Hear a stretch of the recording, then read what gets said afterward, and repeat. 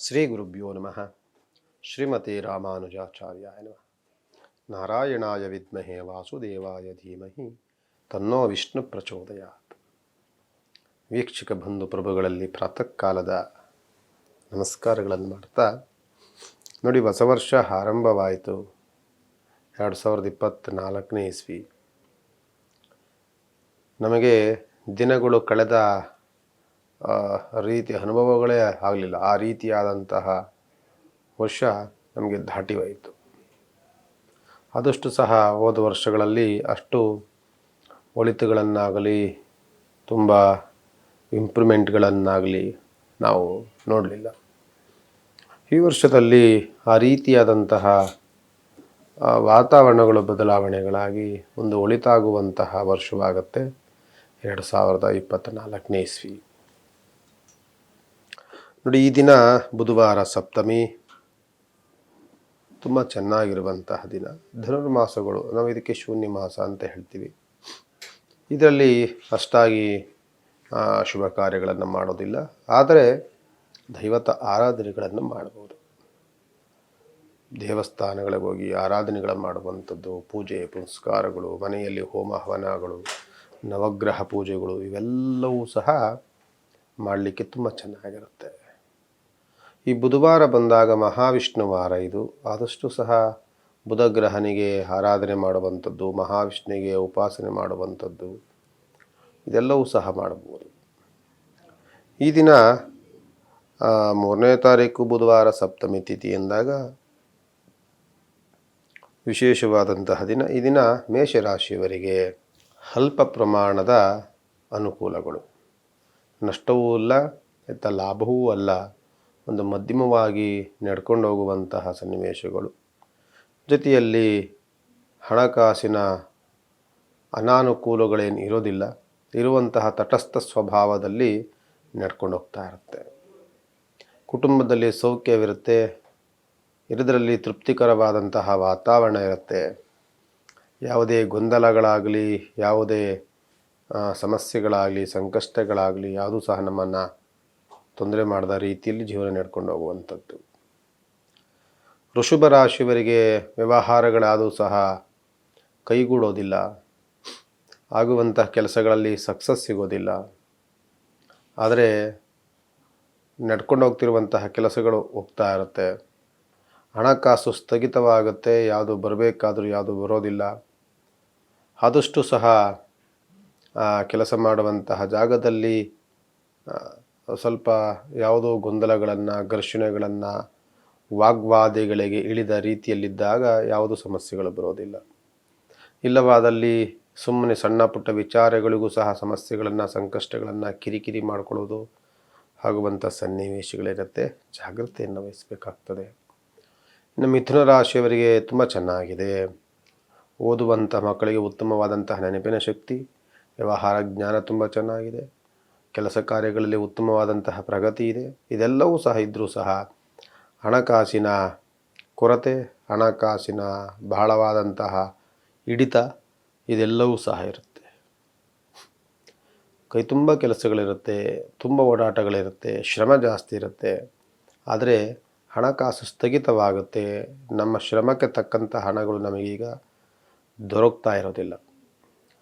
ಇದ್ರ ಬಗ್ಗೆ ಸ್ವಲ್ಪ ಬುಧಗ್ರಹನಿಗೆ ಪ್ರಾರ್ಥನೆ ಮಾಡಿಕೊಳ್ಳುವಂಥದ್ದು, ನರಸಿಂಹಸ್ವಾಮಿಗೆ ಹೋಗಿ ಒಂದು ಅರ್ಚನೆ ಮಾಡಿಸುವುದನ್ನು ಮಾಡಿಕೊಂಡ್ರೆ ಚೆನ್ನಾಗಿರುತ್ತೆ.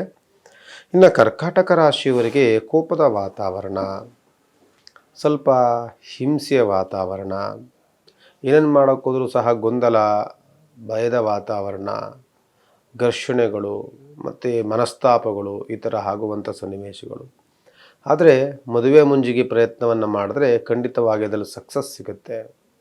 ನಿಮ್ಮನ್ನು ಕೆಲವರು ಹೊಗಳ್ತಾರೆ, ಕೆಲವರು ಅಸೂಯೆಯಿಂದ ಮಾತನಾಡ್ತಾರೆ. ಅದ್ಯಾವುದಕ್ಕೂ ತಲೆ ಕೆಡಿಸಿಕೊಳ್ಳದ ರೀತಿಯಲ್ಲಿ ನಮ್ಮ ಕೆಲಸವನ್ನು ನಾವು ಮಾಡ್ಕೊಂಡು ಹೋಗಬೇಕು. ಜೊತೆಯಲ್ಲಿ ನೀವು ಆದಷ್ಟು ಸಹ ಶತ್ರುಗಳನ್ನು ಮಿತ್ರರನ್ನಾಗಿ ಮಾಡ್ಕೊಳ್ಳೋದನ್ನು ಅಭ್ಯಾಸ ಮಾಡಿಕೊಳ್ಬೇಕು.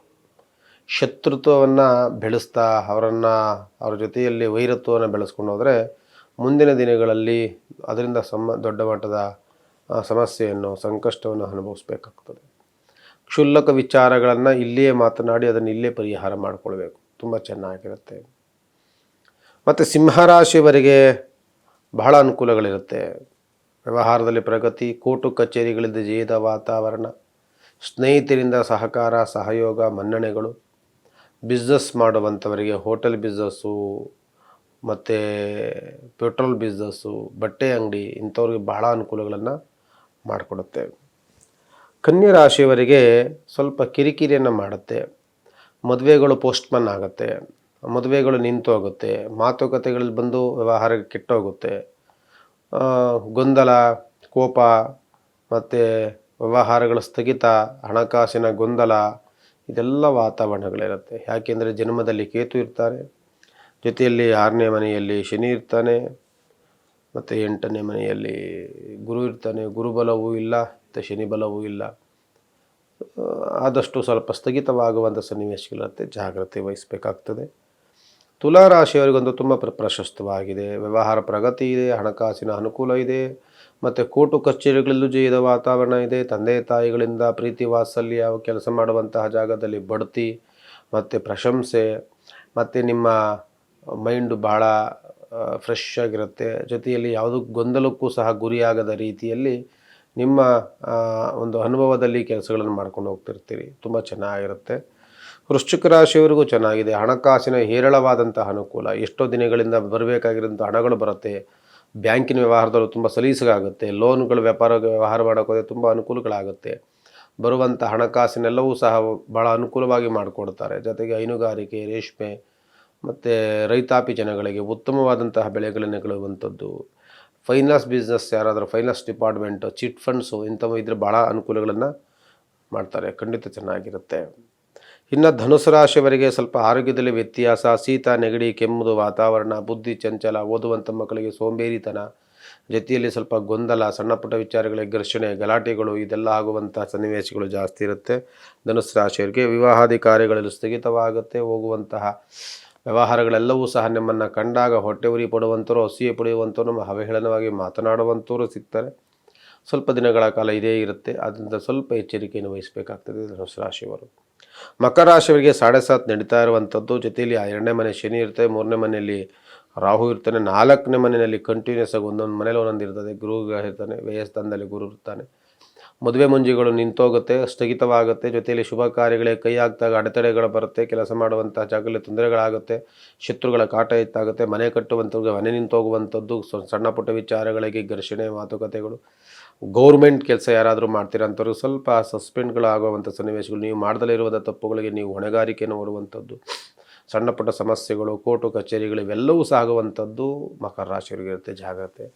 ಮತ್ತು ಕುಂಭರಾಶಿಯವರಿಗೂ ಸಹ, ಕುಂಭರಾಶಿಯವರಿಗೆ ಕೋಪ ಶಮನವಾಗುತ್ತೆ. ತಂದೆಯಿಂದ ಪ್ರೀತಿ ವಾತ್ಸಲ್ಯತೆ, ಮಾಡುವಂಥ ಕೆಲಸದಲ್ಲಿ ಚಾಕುಚಕ್ಯತೆ ಇರುತ್ತೆ. ಏನೇನು ಮಾಡಬೇಕು ಅಂತ ಅನುಭವ ಇದೆ. ಅನುಭವದ ಪ್ರಕಾರದಲ್ಲಿ ಕೆಲಸಗಳನ್ನು ಮಾಡ್ಕೊಂಡು ಹೋಗ್ತೀರಿ. ಆ ವ್ಯವಹಾರದಲ್ಲಿ ಪ್ರಗತಿ ಕಾಣುತ್ತೆ ಮತ್ತು ಅನುಕೂಲವೂ ಸಹ ಆಗುವಂಥ ಸನ್ನಿವೇಶಗಳು ಜಾಸ್ತಿ ಇರುತ್ತೆ. ದೇವತಾ ಆರಾಧನೆಗಳಿಗೆ ಜಾಸ್ತಿ ಮನಸ್ಸನ್ನು ಮಾಡ್ತೀರಿ. ಅದು ನಿಮಗೆ ಭಾಳ ತೃಪ್ತಿ, ಮನಸ್ಸಿಗೆ ನೆಮ್ಮದಿಯನ್ನು ಕೊಡುತ್ತೆ. ಅದು ಮಾಡ್ಬೋದು. ಮತ್ತು ಮೀನರಾಶಿಯವರಿಗೆ ದೇಹದಲ್ಲಿ ಸ್ವಲ್ಪ ಸುಸ್ತು, ಸಂಕಟದ ವಾತಾವರಣ, ಬೇಜಾರು, ತಲೆನೋವು, ಜೊತೆಯಲ್ಲಿ ಕಾಲುಗಳಿಗೆ, ಕೈಗಳಿಗೆ ಭಾಳ ಪೆಟ್ಟುಗಳನ್ನು ಮಾಡ್ಕೊಳ್ತಿರ್ತೀರಿ. ಸುಮ್ಮನೆ ಇದ್ದಕ್ಕಿದ್ದಂಗೆ ಎಡುವಂಥದ್ದು, ಕೀಳುವಂಥದ್ದು, ಬೀಳುವಂಥದ್ದು, ಗಾಡಿಯಲ್ಲಿ ಸಣ್ಣ ಪುಟ್ಟ ವ್ಯತ್ಯಾಸಗಳಾಗುವಂಥದ್ದು, ತರಚಿದ ಗಾಯಗಳಾಗುವಂಥದ್ದು, ಇದೆಲ್ಲವೂ ಸಹ ಇರುತ್ತೆ. ನಿಮ್ಮ ಪ್ರಯತ್ನವಲ್ಲೂ ಸಹ ವಿಫಲವಾಗುತ್ತೆ. ಏನೇ ಕೆಲಸ ಮಾಡೋಕ್ಕೋದ್ರೂ ಸ್ವಲ್ಪ ಅಡೆತಡೆಗಳು, ತೊಂದರೆಗಳು, ತಾಪತ್ರಗಳು ಇವೆಲ್ಲವೂ ಆಗುವಂಥ ಸನ್ನಿವೇಶಗಳಿರುತ್ತೆ. ಕೋಪ ಜಾಸ್ತಿ ಆಗ್ತಿದೆ, ಅದನ್ನು ಕಡಿಮೆ ಮಾಡಿಕೊಂಡ್ರೆ ಇನ್ನೂ ಚೆನ್ನಾಗಿರುತ್ತೆ. ಸ್ವಲ್ಪ ರಾಯರ ದೇವಸ್ಥಾನಕ್ಕೆ ಹೋಗಿ ಬನ್ನಿ, ಅನುಕೂಲವಾಗುತ್ತೆ ಅಂತ ಹೇಳ್ತಾ ಇದನ್ನು ವಿಶೇಷವಾದಂತಹ 3ನೇ ತಾರೀಕಿನ ಜ್ಯೋತಿಷ್ಯ ಕಾರ್ಯಕ್ರಮಕ್ಕೆ ಮಂಗಳವಾರ ನಾಡ್ತೇನೆ. ಭಗವಂತ ನಿಮ್ಮೆಲ್ಲರಿಗೂ ಸಹ ಒಳಿತನ್ನು ಮಾಡಲಿ.